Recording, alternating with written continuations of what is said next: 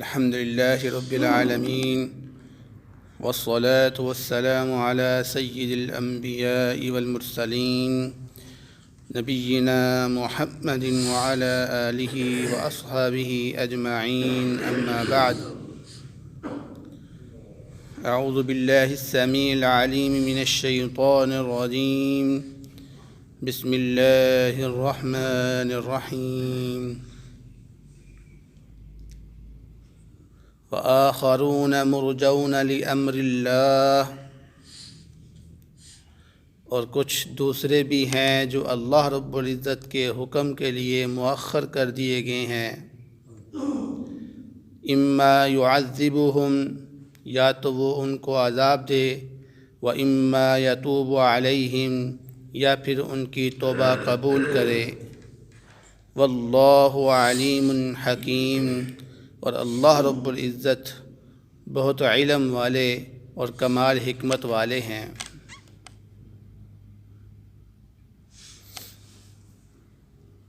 سورۃ التوبہ کی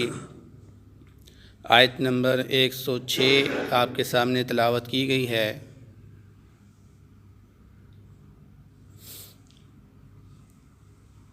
جیسا کہ آپ کو معلوم ہے کہ جنگ تبوک سے پیچھے رہنے والے جو لوگ تھے وہ 3 قسم کے تھے. ان میں سے پہلی قسم تو منافقین کی تھی، اور دوسری قسم ابو لبابہ اور ان کے ساتھی، جن کا ذکر پچھلی آیات میں گزرا کہ اللہ رب العزت نے ان کی توبہ فوراً قبول کر لی اور ان کو معاف کر دیا. اور تیسری قسم کہ وہ صحابہ تھے کہ جن کی اللہ رب العزت نے فوراً توبہ قبول نہیں کی بلکہ اس کو مؤخر کر دیا. اور ان میں کعب بن مالک اور ان کے 2 ساتھی مرارہ بن ربیعہ اور حلال بن امیہ تھے. ان کا ذکر اللہ رب العزت نے تفصیل کے ساتھ آیت نمبر 118 میں ذکر کیا ہوا ہے. انشاءاللہ وہاں جا کر اس کا قصہ مفصل بیان کریں گے. تو اس کی تیسری قسم کے بارے میں ہی اللہ رب العزت یہاں پر اشارہ فرما رہے ہیں. آگے فرمایا والذین اتخذوا مسجدا ضرارا وکفرا، اور کچھ وہ لوگ تھے جنہوں نے ایک مسجد بنائی نقصان پہنچانے کے لیے، وکفراً، اور کفر کے لیے، وتفریقا بین المؤمنین، اور مومنوں کے درمیان پھوٹ ڈالنے کے لیے، وارصادا لمن حارب اللہ ورسولہ، اور گھات کی جگہ بنائی ان لوگوں کے لیے جو اس سے پہلے اللہ اور اس کے رسول کے ساتھ جنگ کرتے تھے.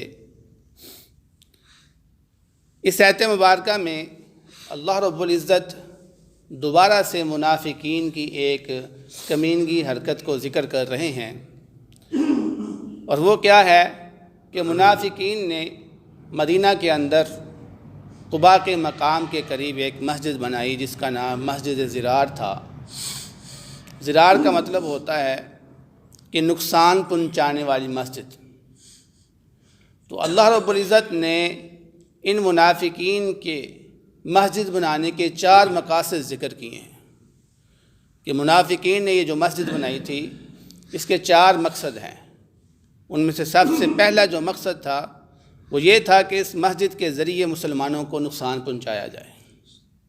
فرمایا مسجداً ضرارا، نقصان پہنچانے والی مسجد. اور دوسرا جو اس مسجد بنانے کا مقصد تھا وہ کفراً. عام طور پر مسجد جب بنائی جاتی ہے تو وہ اللہ اور اس کے رسول کی اطاعت کے لیے، اس کی عبادت کے لیے بنائی جاتی ہے، لیکن اس مسجد کے بنانے کا مقصد کفر کی اشاعت تھا، شرک کی اشاعت تھی، نہ کہ اللہ رب العزت کی عبادت تھی. اور تیسرا مقصد بیان کیا وتفریقا بین المؤمنین، مومنوں کے درمیان تفریق ڈالنی، پھوٹ ڈالنی. کیونکہ اس مسجد کے قریب ہی ایک مسجد جس کا نام مسجد قباء ہے، رسول اللہ صلی اللہ علیہ وسلم نے خود بنائی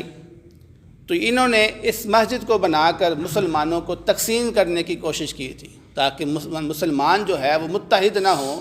وہ ایک ہی مسجد میں اکٹھے نہ ہوں، بلکہ ان کو علیحدہ علیحدہ کر دیا جائے تاکہ ہم ان کے ذہنوں کو آسانی سے چینج کر سکیں۔ اور نمبر 4 پہ فرمایا وَإِرْصَادًا لِمَنْ حَارَبَ اللَّهَ وَرَسُولَهُ، کہ یہ گھات لگانے کی جگہ تھی، چھپنے کی جگہ تھی، منافقین کا مرکز تھا یہ، کہ جو بھی منافق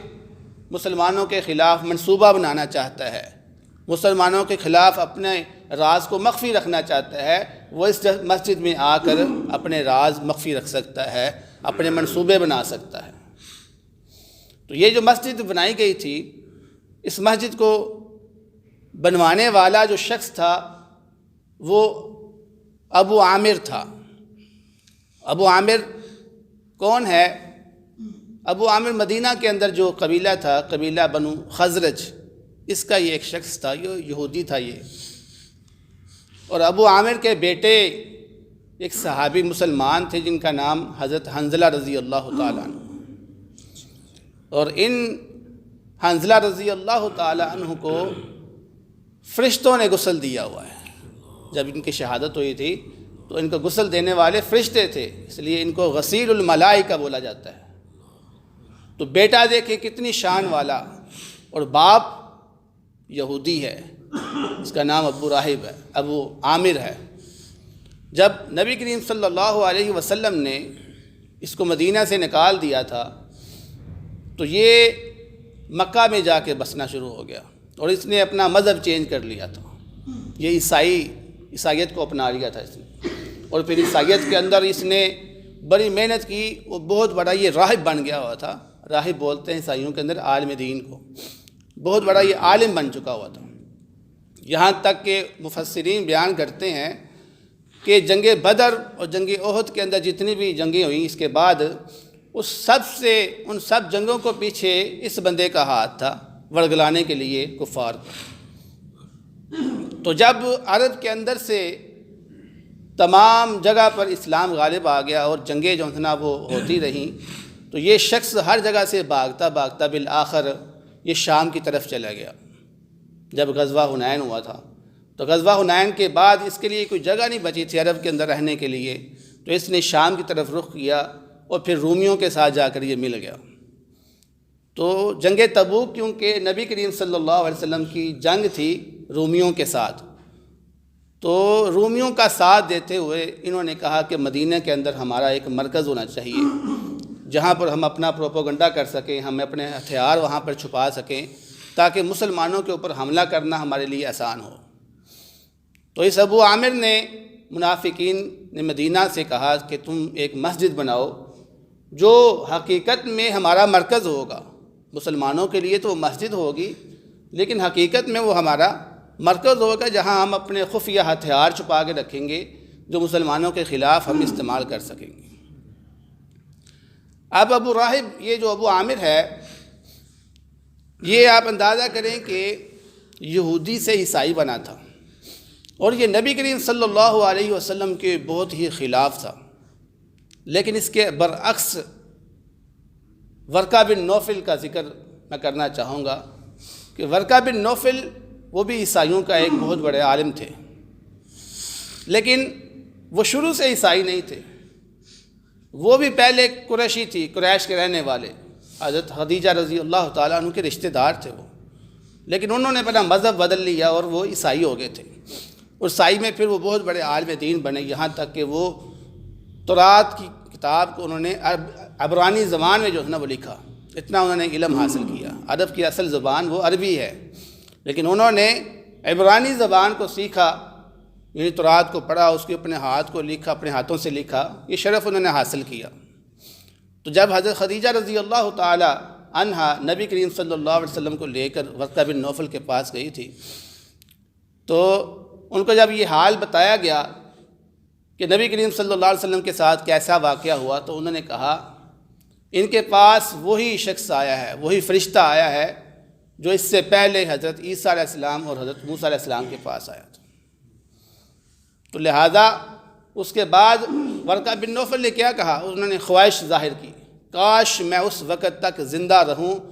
کہ جب آپ کو آپ کی قوم آپ کے شہر سے باہر نکال دے گی۔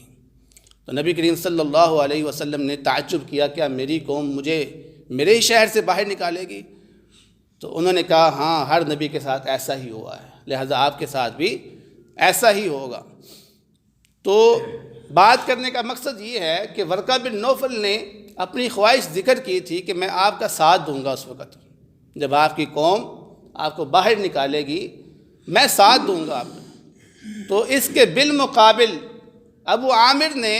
نبی کریم صلی اللہ علیہ وسلم کا ساتھ دینے کا نہیں کہا، بلکہ یہ نبی کریم صلی اللہ علیہ وسلم کا دشمن بنا تھا وہ سخت۔ تو نبی کریم صلی اللہ علیہ وسلم جب تبوک سے واپس آ رہے تھے تو حضرت جبریل علیہ السلام نے اس مسجد کا سارا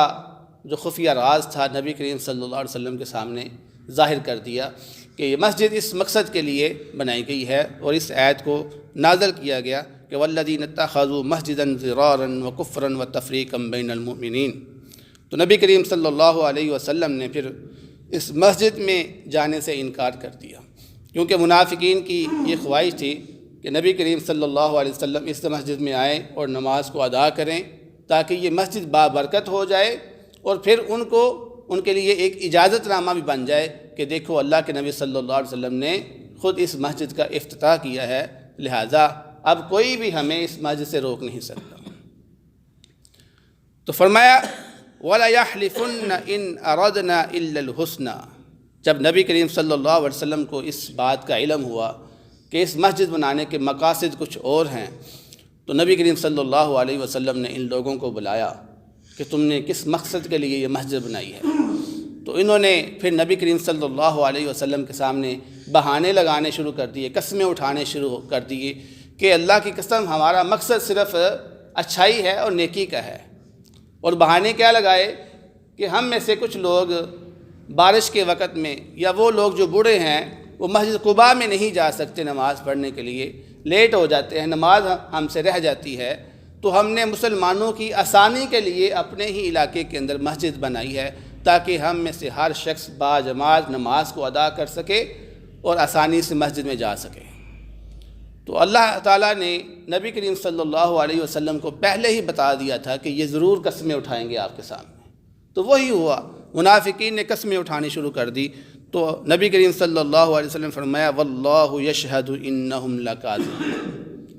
کہ اللہ رب العزت تو گواہی دیتا ہے کہ تم لوگ جھوٹے ہو، لہذا میں تمہاری قسمیں کیسے قبول کر سکتا ہوں؟